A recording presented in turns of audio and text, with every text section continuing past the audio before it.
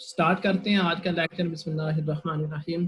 तो ये second chapter है, मोशन इन वन डायमेंशन, और हमारा ये तीसरा लेक्चर होगा। ठीक है, तो इसमें इस लेक्चर में जो टॉपिक हम कवर करेंगे, पोजीशन, वेलोसिटी एंड स्पीड के बारे में डिस्कस करेंगे।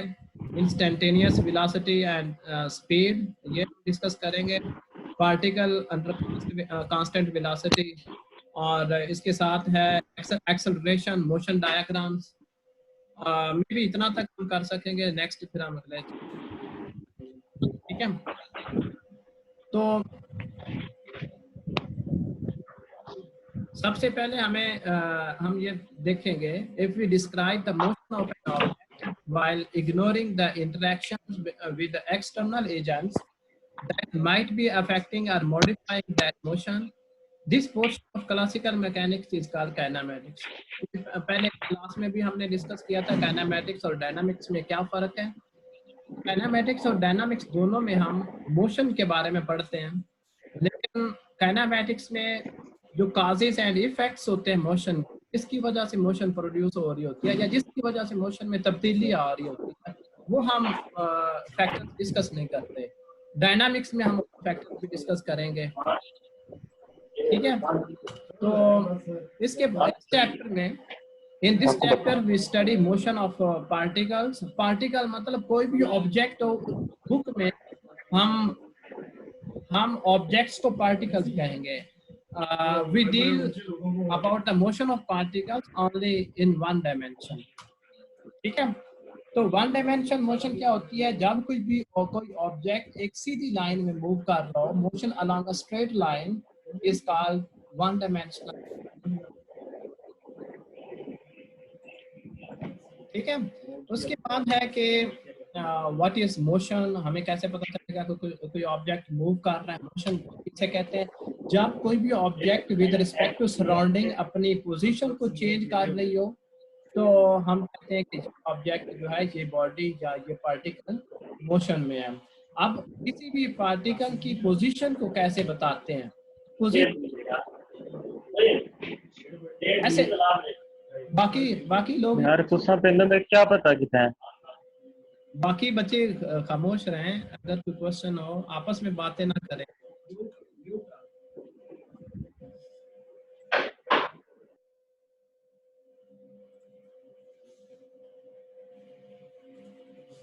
अच्छा, तो हम ये डिस्कस कर रहे थे कि पार्टिकल की पोजीशन को कैसे बताएंगे। A particle's position x is the location of the particle with respect to a chosen reference. यानी जब भी हमें पोजीशन बतानी हो किसी पार्टिकल की, तो हमको एक रेफरेंस लाइन को किसी रेफरेंस पॉइंट के एतबार से हम उसकी पोजीशन बताते हैं।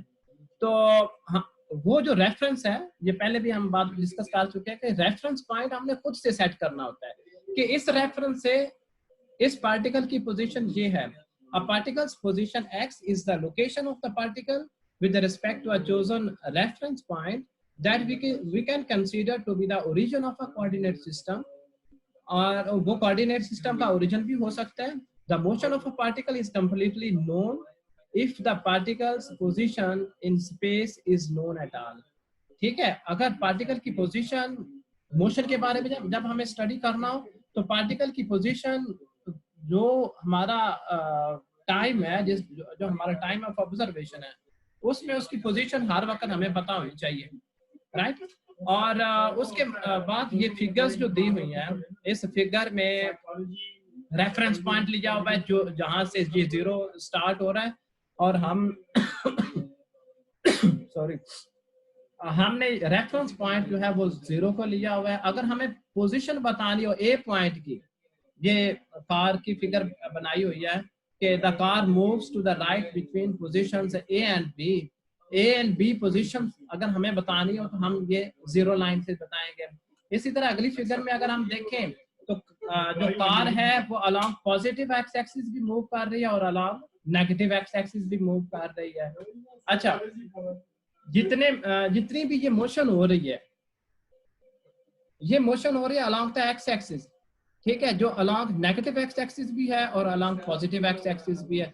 और ये कितना मूव कितना किया, यानी इसने कुछ लेंथ कवर की, जो जितनी इसने लेंथ को कवर किया है, जितना इसने मूव किया है, उसे हम कहते हैं कि ये इतना इसने डिस्प्लेसमेंट कवर किया है। डिस्प्लेसमेंट क्या चीज है, ये हम अगली स्लाइड में देखते हैं। तो इसी पोजीशन को, यानी जब कार पॉइंट ए पे थी, बी पॉइंट पे थी, सी पॉइंट पे थी, और उसका टाइम 10 सेकंड का ये डिफरेंस लिया हुआ है, आगे उसका डिस्प्लेसमेंट बताया हुआ है मीटर्स में, कि 0 टाइम के ऊपर उसकी पोजीशन क्या थी, 10 सेकंड के बाद पोजीशन क्या थी, 20 सेकंड के बाद पोजीशन क्या थी, ये उसकी पोजीशन बताई हुई है।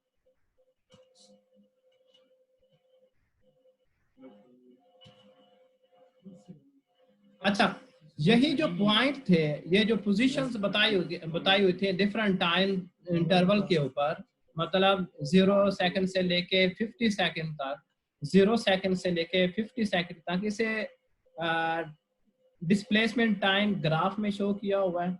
डिस्प्लेसमेंट टाइम ग्राफ क्या चीज है, ये भी एक रिप्रेजेंटेशन है। हाँ, पोजीशन की रिप्रेजेंटेशन शो की हुई है। अब टाइम के साथ साथ अगर डिस्प्लेसमेंट चेंज हो रहा है तो हम कहेंगे कि ये बॉडी मूव कर रही है।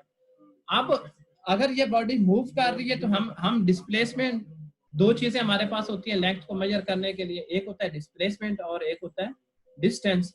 डिस्टेंस क्या होता है कि टोटल डिस्टेंस उस बॉडी ने टोटल टाइम में कितना कवर किया है। और जो डिस्प्लेसमेंट होता है, डिस्प्लेसमेंट हम कहते हैं दो पॉइंट्स के बीच में जो शॉर्टेस्ट डिस्टेंस है, ठीक है। और चले मैं वापस इसी फिगर पे फिर आऊंगा। तो यहाँ पे ये बताया हुआ है कि ये दो पॉइंट्स है, ए पॉइंट और बी पॉइंट, ये इसके बीच में जितनी लेंथ है इसको मेजर कर सकते हैं। कैसे? डिस्प्लेसमेंट और डिस्टेंस के टर्म्स में, both are the measurements of length, ठीक है। द डिस्प्लेसमेंट, जिसे हम डेल्टा एक्स से रिप्रेजेंट कर सकते हैं, particle is defined as its change in position in some time interval.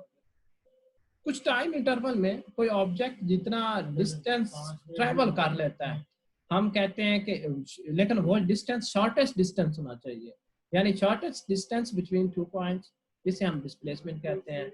As a particle moves from an initial point को अमूमन हम एक्स आई से रिप्रेजेंट कर लेते हैं, to final position X F, its displacement is given by, तो इसका displacement जो है हम इसे delta X which is equal to xf minus xi इस तरह फाइंड कर लेते हैं। तो डिस्टेंस क्या चीज है? Distance is the length of a path followed by a particle that is length of actual path, ठीक है। अब इस दोनों का डिफरेंस बताया हुआ है, difference between distance and displacement, ठीक है। तो क्या क्या ये एक बास्केटबॉल ग्राउंड की एक एग्जांपल दी हुई है कि अगर एक बास्केटबॉल प्लेयर अपनी साइड से, एक साइड से मूव करता है, दूसरी साइड पे आता है और वापस कुछ देर के बाद अपने ही कोर्ट में चला जाता है, अपनी साइड पे वापस चला जाता है, तो इसका जो डिस्प्लेसमेंट होगा, हम कहेंगे कि उसने कोई डिस्प्लेसमेंट कवर नहीं किया, क्योंकि वो दूसरी तरफ, कोर्ट के दूसरी तरफ आके वापस अपनी साइड पे चला गया।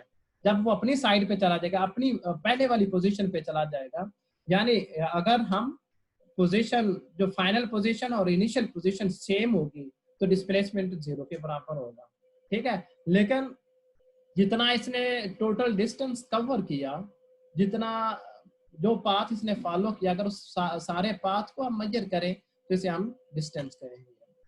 अच्छा, इसके बाद सेकंड नेक्स्ट टॉपिक है average velocity and average speed, ठीक है।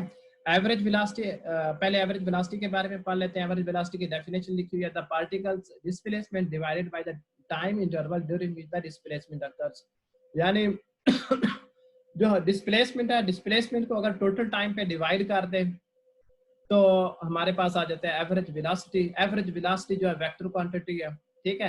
तो सेकंड टर्म है एवरेज स्पीड। एवरेज स्पीड क्या चीज है? The total distance travel divided by the total interval of time, ठीक है। जितने जो इसमें हम क्या करते हैं, डिस्टेंस लेना है, distance divided by total time, ठीक है। ये दोनों में डिफरेंस है। अच्छा, इसके बाद एक एग्जांपल दी हुई है, find the displacement average velocity average speed of car in figure 2.1a जो पहले मैंने आपको फिगर शो किया उसमें between position A and F, A और एफ के बीच में वो कार कितना जो डिस्प्लेसमेंट कवर करती है उससे मतलब उस कार की जो वेलोसिटी, एवरेज वेलोसिटी हमने फाइंड करनी है, एवरेज स्पीड फाइंड करनी है, ये दो चीजें हमने फाइंड करनी है। तो इसमें एवरेज वेलोसिटी हम कैसे फाइंड करेंगे? एवरेज वेलोसिटी फाइंड करने के लिए हम क्या करेंगे, फाइनल पोजीशन जो है एफ पॉइंट है, F point minus initial point जिसे हम ए पॉइंट कह रहे हैं, divided by total time interval जिस इंटरवल में इस कार ने ये डिस्प्लेसमेंट कवर किया। तो ये हमारे पास आंसर आ जाएगा -1.7 मीटर पर सेकेंड। उससे पहले ये डिस्प्लेसमेंट फाइंड किया हुआ, ये मैंने डायरेक्ट किया, ठीक है। अच्छा, तो उसके बाद है एवरेज स्पीड हम कैसे फाइंड करेंगे? तो जितना डिस्प्लेसमेंट उसने जितना डिस्टेंस उसने कवर किया डिवाइडेड बाय टोटल टाइम, ठीक है, तो ये 2.5 मीटर पर सेकंड आ जाएगा। ये यहाँ पे ये देखिए एवरेज वेलोसिटी और एवरेज स्पीड की जो यूनिट है वो सेम है। तो एवरेज वेलोसिटी जो है, एवरेज वेलोसिटी की जो मैग्नीट्यूड है उसको हम एवरेज स्पीड नहीं कह सकते, ठीक है, दोनों डिफरेंट चीजें हैं।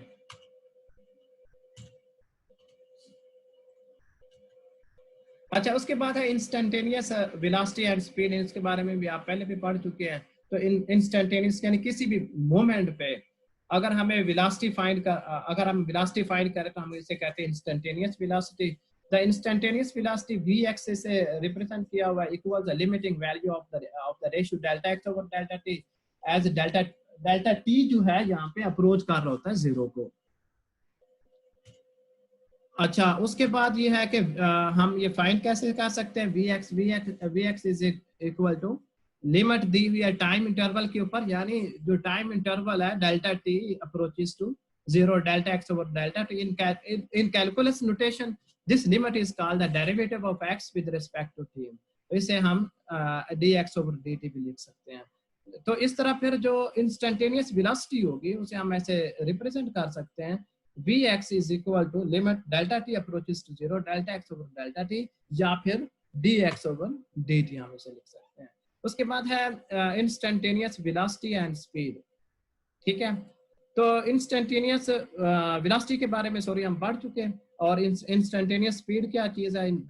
Instantaneous speed of a particle is defined as the magnitude of its instantaneous velocity। Instantaneous velocity की जो मैग्नीट्यूड होगी उसे हम इंस्टेंटेनियस स्पीड कहेंगे। अच्छा, इसके बाद है ये एग्जांपल 2.2 है, ये कंसेप्चुअल एग्जांपल है। इसका ये डेफिनेटली सॉल्व भी की हुई है, तो ये आपने देख लिया, ठीक है। तो यहाँ पे आज का लेक्चर खत्म हुआ। तो इसमें जो कोई क्वेश्चन है तो मैं आपको अनम्यूट कर देता हूँ, तो आप क्वेश्चन पूछें, जो भी क्वेश्चन है। आप अपना माइक आप अनम्यूट कर सकते हैं और कोई क्वेश्चन है तो पूछें।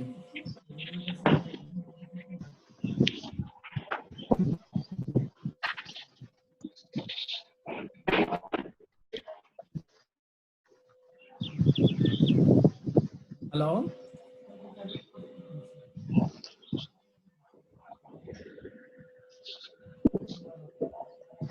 कोई क्वेश्चन है तो पूछें।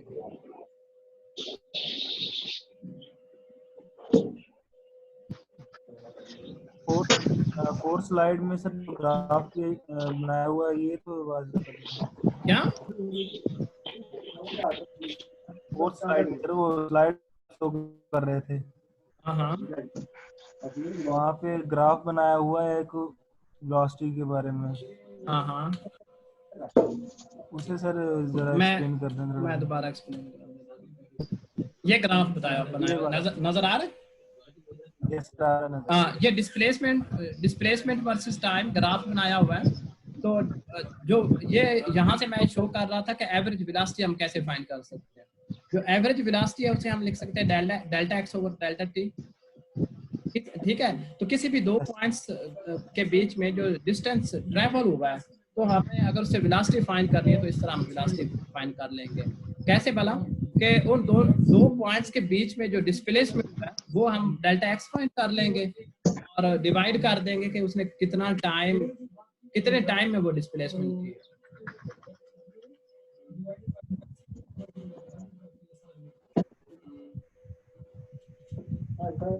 कोई और बात?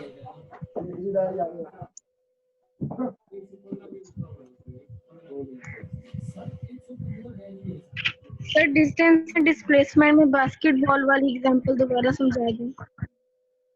बेटा चले मैं उस बास्केटबॉल वाली एग्जांपल को छोड़े, मैं आपको इसी पेज से समझा देता हूँ। अगर कोई मतलब ये कार की एग्जांपल दी हुई है, कार पॉइंट ए से स्टार्ट हो, ये माउस का जो कर्सर है ये आपको नजर आ रहा है, कार स्टार्ट होती है पॉइंट ए से और ये मूव करती हुई जाती है 60 मीटर तक, ठीक है, मूव फॉरवर्ड की तरफ मूव करती है, पॉजिटिव एक्स एक्सिस के ऊपर मूव करती है। लेकिन फिर क्या होता है, कुछ टाइम के बाद ये वापस मूव कर जाती है again at the same point A. तो इसने जो टोटल कितना कवर किया, इसने 0 डिस्प्लेसमेंट कवर किया, क्योंकि ये वापस अपनी उसी हालत में, उसी पोजीशन पे आ गई है, ठीक है। तो आप इसका डिस्प्लेसमेंट तो 0 होगा, लेकिन जितना पाथ इसने फॉलो किया है, उस पाथ को अगर हम मेजर करेंगे तो इसे हम डिस्टेंस कहेंगे। यानी इस कार ने अगर 30 मीटर इस पोजीशन से 60 मीटर पोजीशन तक आई और वापस इस जगह पे चली गई, तो इसने 60 मीटर डिस्टेंस ट्रैवल किया और इसका डिस्प्लेसमेंट क्या होगा, वो 0 के बराबर होगा। Okay sir. कोई और बात है तो पूछे।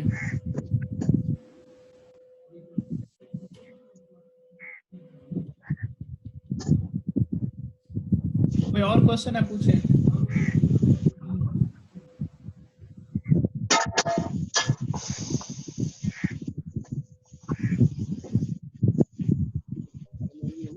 अगर कोई और क्वेश्चन नहीं है तो फिर मैं ये खत्म कर